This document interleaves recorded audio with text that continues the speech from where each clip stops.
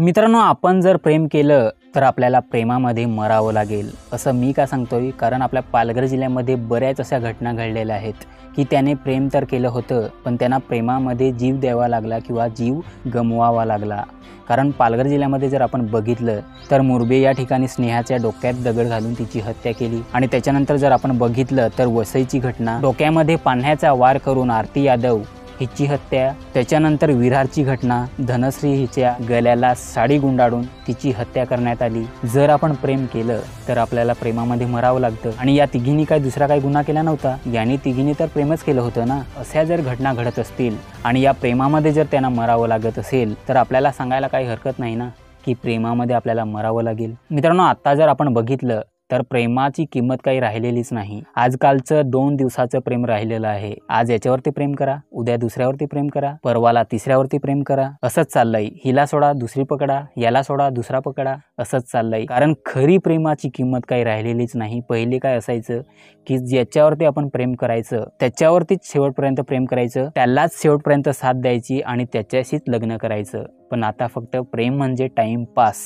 जर आपण प्रेमाचा अर्थ सांगायला गेलो तर काय सांगणार? 2 दिवस प्रेम करायचं आणि तिला सोडून द्यायचं, ही प्रेमाची व्याख्या होईल आता। आणि असंच करून ठेवलंय ना आजच्या पोरांनी, मुलींनी हेच करून ठेवलंय। आणि जर तुम्ही असे कराल तर अशा घटना घडतीलच। सहजची गोष्ट आहे, कॉमन गोष्ट आहे। आणि मुलींना मी सांगतोय, लोक सांगतात ना की मुली हमेशा बेहतर की तलाश में रहते हैं। आज जर गरीब असेल आपला प्रियकर तर उद्याला दुसरा भेटेल ना आपल्याला, श्रीमंत, पैसेवाला, मोठ्या गाडीवाला। मस्त एकदम चाललंय त्यांचं प्रेम। हा तिच्यावरती प्रेम करतो, ती ह्याच्यावरती प्रेम करते। मस्त यांचं निवांतपणे आणि सुरळीतपणे चांगल्या प्रकारे ह्यांचं प्रेम चाललंय।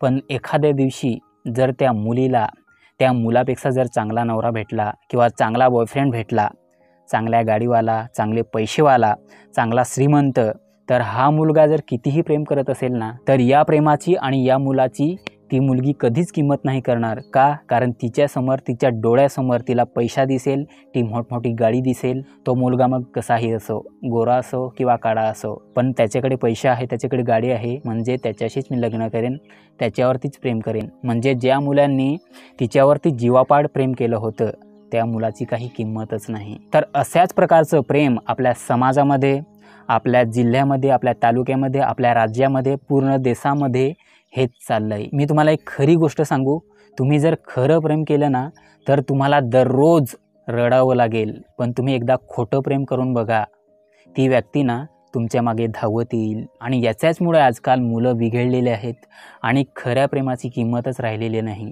जर एखादा मुलगा खरा प्रेम करत असेल आणि त्या मुलीला जर मागणी टाकायला जात असेल तर त्या मुलीच्या घरच्यांची अडचण असते। का? कारण तो मुलगा गरीब आहे, त्याच्याकडे पैसा नाही। मित्रांनो, तुम्ही विचार करा की या वयामध्ये त्याच्याकडे पैसे नाही, तो गरीब आहे, पण पुढे जाऊन तो पैसा कमावू शकतो ना। तो कामधंदा करेल, कुठेतरी जाऊन प्रायव्हेट जॉब करेल, किंवा चांगला जर तो शिकला असेल तर कुठेतरी तो सरकारी नोकरी मिळवेल, काहीतरी करेल ना आपल्या पूर्ण लाईफमध्ये आणि पैसा कमवेल। तुमच्या मुलीला चांगल्या प्रकारे तो पोषेल, चांगला संसार करेल। मग तुम्ही आताची परिस्थिती त्या मुलाची बघून का नाकार करताय? मित्रांनो, तुम्ही विचार करा की स्वतःचा मुलगा कंपनीमध्ये जाऊन 10,000 पेमेंट याच्यावरती काम करतो, पण यांना काय वाटतं की आमचा जावाई 60,000 पगारवाला पाहिजे, चांगला सरकारी नोकरीवाला पाहिजे, चांगला जॉबवाला पाहिजे। मित्रांनो, स्वतःचा मुलगा जर तिकडे काम करत असेल तर तुम्ही असा विचार कसा काय करू शकता? आणि मुलींना माझं सांगणं आहे की जर तुम्ही एखाद्या मुलावरती प्रेम करत असाल आणि तुमचं जर प्रेम चांगलं चालत असेल, एकमेकांवरती तुम्ही जीवापाड प्रेम करत असाल, मुलगासुद्धा तुमच्यावरती जीवापाड प्रेम करत असेल आणि तुम्ही जर त्याला मध्येच अचानक सोडून दिलं तर त्या मुलाला राग हा येणारच। आणि जेव्हा आपल्याला राग येतो ना तेव्हा तो कंट्रोल करण्यासाठी खूप अवघड जातं आणि रागारागामध्ये आपण कोणत्याही गोष्टी करून बसतो। आणि जर तुम्ही त्या मुलाला अचानक सोडत असाल, अचानक तुम्ही त्या मुलाला धोका देत असाल तर अशा ह्या घटना घडतीलच। त्याच्यामुळे मित्रांनो, तुम्ही सुधरा। मुलींनो, खास करून तुम्ही नक्की सुधरा। ज्याच्यावरती तुम्ही प्रेम करत असाल त्यालाच शेवटपर्यंत साथ द्या आणि त्याच्याशीच तुम्ही लग्न करा। आणि मुलांसाठी माझं सांगणं आहे की एखाद्या मुलीवर तुम्ही टाइमपास म्हणून प्रेम करू नका। जर तुम्ही त्या मुलीवरती प्रेम करत असाल तर तिच्याशीच लग्न करा। 2-3 दिवस तिच्याशी टाइमपास केलं, तिला सोडलं आणि दुसरीला पकडलं आणि तिच्यावरती प्रेम केलं, असं प्रेम नाही होत मित्रांनो. प्रेम जर तुम्ही केलं तर त्या व्यक्तीला तुम्ही शेवटपर्यंत साथ दिलीच पाहिजे आणि तिच्याशीच लग्न तुम्ही केलं पाहिजे, तिच्याशीच तुमचा संसार झाला पाहिजे. याला म्हणतात प्रेम. नाहीतर आज प्रेम केलं उद्या तिला विसरून गेलं, याला प्रेम नाही म्हणत, याला टाईमपास म्हणतात. आणि प्रेमसुद्धा 2 टाईपचं असतं, एक खरं प्रेम आणि एक टाईमपासवालं प्रेम. जर तुम्ही खरं प्रेम केलं तर तुम्ही त्या व्यक्तीशीच लग्न करणार आहात, त्या व्यक्तीलाच तुम्ही साथ देणार आहेत. आणि टाईमपास जर तुम्ही प्रेम केलं तर तुम्ही कधीही बदलू शकता. जसा बेल्या सरोड कसा बदलतो, रंग बदलतो, तसे तुम्ही बदलणार आहात. आज गोरी मुलगी दिसली तिच्यावरती प्रेम करायचं, तिला पटवायचं. उद्या दुसरी तिच्यापेक्षा चांगली मुलगी दिसली तर तिच्यावरती प्रेम करायचं, तिला पटवायला घ्यायचं. असंच चाललंय मित्रांनो. प्लीज असं करू नका.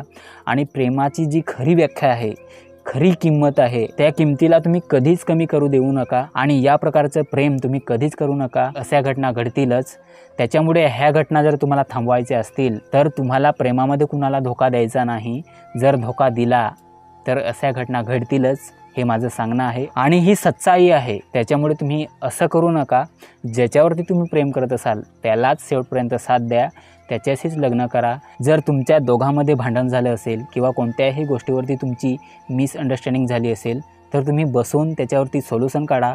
पण अशा गोष्टी प्लीज करून तुम्ही करू नका. आणि जर तुम्हाला प्रेम करायचे असेल तर खरं प्रेम करा, कारण प्रेम करणं काही गुन्हा नाही. पण त्या व्यक्तीला प्रेमामध्ये मारून टाकणं, तिची हत्या करणं आणि त्या व्यक्तीला आत्महत्या करण्यासाठी मजबूर करणं हा एक धोका आहे आणि हा एक खूप मोठा गुन्हा आहे. जर तुम्हाला खरं प्रेम करायचं असेल तर तुमच्या आईवडिलांवरती करून बघा. तुम्हाला तिथं ना कधी धोका भेटणार आहे, ना तुम्हाला त्या प्रेमामध्ये ना कधी तुमच्यासोबत फसवणूक केली जाईल. तर तुम्हाला जर खरं प्रेम करायचं असेल तर तुमच्या आईवडिलांवरती करा. कशाला प्रेमामध्ये वेडं व्हायचं? मला ती नाही भेटली, मला तो नाही भेटला तर मी दवाखान मरेन, मी आत्महत्या करेन, मी तिची हत्या करेन. का असा विचार करताय? जर ती तुम्हाला सोडून गेली तर जगामध्ये दुसरी मुलगी नाही का? दुसरी तुम्हाला भेटणार नाही का? जर तो तुम्हाला सोडून गेला तर तुम्हाला दुसरा भेटणार नाही का? जगामध्ये किती चेहरे आहेत, किती माणसं आहेत. फक्त प्रेमामध्ये तुम्ही आदत लावून देऊ नका. तुम्हाला जर प्रेमामध्ये आदत लागली त्या व्यक्तीची तर तुम्हाला तीच व्यक्ती हवीशी वाटते. त्याच्यामुळे तुम्ही प्रेमामध्ये आदत लावू नका. जेव्हा तुम्ही त्या व्यक्तीशी प्रेम कराल ना तेव्हा त्या व्यक्तीवरती प्रेम करण्यासाठी आदत लावा. जर ती व्यक्ती म्हणत असेल तुम्हाला की मी तुझ्याशी लग्न नाही करणार, तुझ्यावरती प्रेम नाही करू शकत, तर सहजची गोष्ट यार, त्या व्यक्तीला तुम्ही सोडून द्या, तुम्हाला दुसरी भेटेल.